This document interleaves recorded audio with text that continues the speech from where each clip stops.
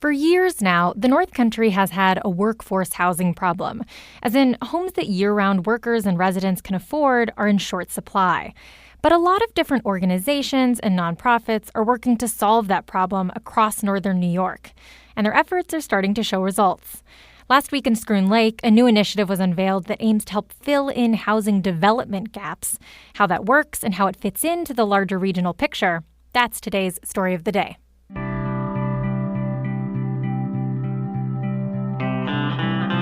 Support for Story of the Day comes from Morja Wealth Management, serving the North Country for 3 generations. MorjaWM.com. Securities offered through Hightower Securities, LLC, member FINRA, SIPC. Hightower is an SEC-registered investment advisor. And Kinney Drugs, now accepting S3 Nations benefits and OTC Network Wellness benefit cards for eligible over-the-counter health items. Details at KinneyDrugs.com. Hi, I'm Amy Feiereisel. It's Tuesday, March 10th, and I'm in for David Summerstein. First up, a new resolution in Saranac Lake is limiting cooperation between the village's police department and federal immigration agencies. As David Escobar reports, the measure adds to restrictions the village board passed last year. The resolution passed last month bars Saranac Lake police from enforcing federal immigration law.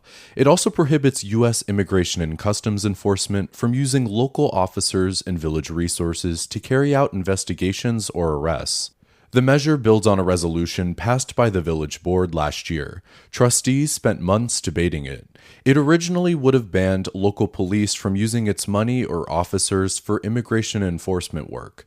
The bill was tabled and reintroduced several times. When a scaled-back version passed in September, it was stripped of all language barring police from cooperating with ICE. The village's new resolution draws a clearer line between criminal and civil immigration enforcement. Local police will still investigate crimes involving migrants, but officers won't enforce civil immigration violations, things like overstaying a visa or entering the country without proper documentation. The resolution also bars Saranac Lake police from entering into what's known as a 287G agreement with ICE. That's a federal program that authorizes local officers to conduct certain immigration enforcement duties. St. Lawrence County Sheriff recently became the first North Country law enforcement agency to adopt such an agreement. The overwhelming majority of public commenters supported the resolution during last month's board meeting. Trustees narrowly passed it with a 3-2 vote. David Escobar, North Country Public Radio. The potential for bringing a future Winter Olympics back to New York has been bolstered by Governor Kathy Hochul's support. As Demi Vielkind reports for the New York Public News Network, the governor says she's on board for a bid that includes the Adirondacks. Hochul says she has fond memories of watching the 1980 Olympics in Lake Placid. The USA won a gold medal that year in hockey, beating the Soviet Union in what's known as the Miracle on Ice. A Brooklyn lawmaker is proposing a joint bid between Lake Placid and New York City. It's a similar model to what was used this year between Milan, a major city, and the smaller Italian village of Cortina. Hochul says she wants the state to form an exploratory committee on the topic. We are primed to bring the games to New York, and we'll be talking more about that, but we are an Olympic state. The earliest the Olympics could return to New York is 2042. In Albany, I'm Jimmy Vielkind for the New York Public News Network. 2 downstate Democrats traveled to Glens Falls on Sunday as they seek to flip the district long held by Republican Elise Stefanik. As Aaron Shallow-Levine reports for the New York Public News Network, the downtown theater that hosted the event was packed. New York Representatives Pat Ryan and Alexandria Ocasio-Cortez fielded questions from voters in Glens Falls. It's the second time Ocasio-Cortez has appeared in New York's 21st Congressional District for a town hall forum ahead of the midterm elections this fall. Stefanik, who has held the seat since 2015, is retiring. As Democrats seek to flip her seat, one local resident, Michael Hogue, says they need to host more town halls if they want to win. And I think that what the Congress people here tonight did, saying what they're for and not really talking about so much what they're against or how great they are or all these other things. They need to get their message out that can resonate with the people. Other Democrats, including New York Congressman Paul Tonko, Vermont Congresswoman Becca Balint, and Vermont Senator Peter Welch, have also spoken at public forums in the 21st District this cycle. I'm Aaron Shallow-Levine for the New York Public News Network.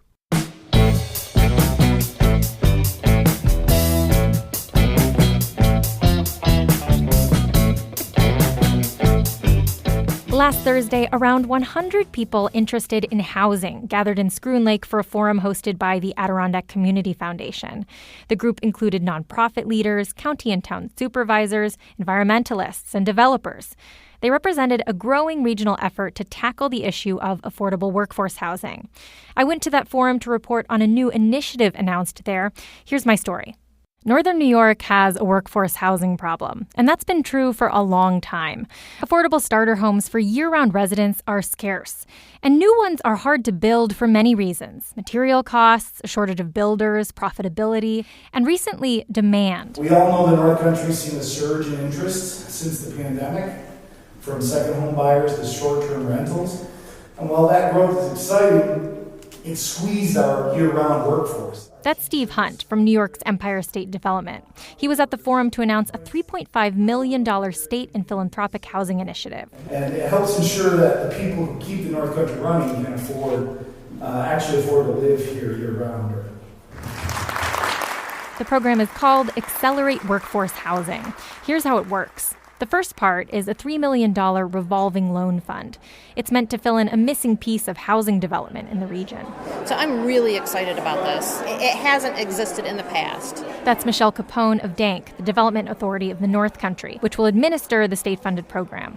So typically, developers will come to the table and they may have a primary funding source. They bring a little bit of their own cash to the project, but they really need a little bit more help to get over that finish line. The loan fund will provide that little bit more through low-interest loans for developers building affordable workforce housing. Capone says while $3 million might not sound like much, as loans are repaid, the fund will grow. It's in perpetuity. As long as loans are paid back in full and the interest is received, we will have these funds ongoing into the future. Capone says she's personally excited by the geographic area that the loan fund covers.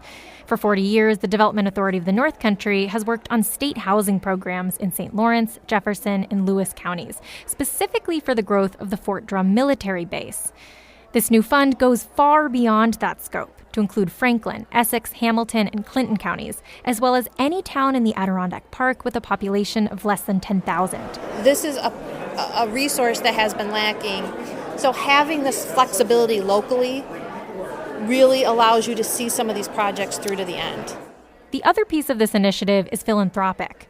In addition to the state's $3 million, the Adirondack Community Foundation has gathered $500,000 from private donors to fund pre-development and technical help for workforce housing projects. Kim Trombley is Director of Community Impact at the foundation. So all of the work that goes into housing before houses are actually built. Think easements, surveying, wastewater systems, environmental reviews. $3.5 million by itself isn't a huge amount of money, but it fits into a much larger push in the region to address the lack of workforce housing. The Adirondack Community Foundation tracks local housing projects and has been helping bring together nonprofits doing that work. Trombley says more than ever before, they're seeing organizations sharing resources and knowledge and acting together to make real progress. The increased sector coordination that we've been having has really started to move us all forward in the same direction, and I think has really moved the needle in a way that individual efforts haven't done before. Beth Gillis is the executive director of the Lake Champlain-Lake George Regional Planning Board, which will be administering the $500,000 philanthropic fund. Her organization also recently received nearly $6 million in federal funding for similar work in pre-development. She says after a lot of elbow grease, it feels like the region is on the cusp of change. It's a huge deal, and it's really going to get us to that next step. She says the longtime puzzle of development in this area has been attracting developers. This funding will help them package up pieces of property.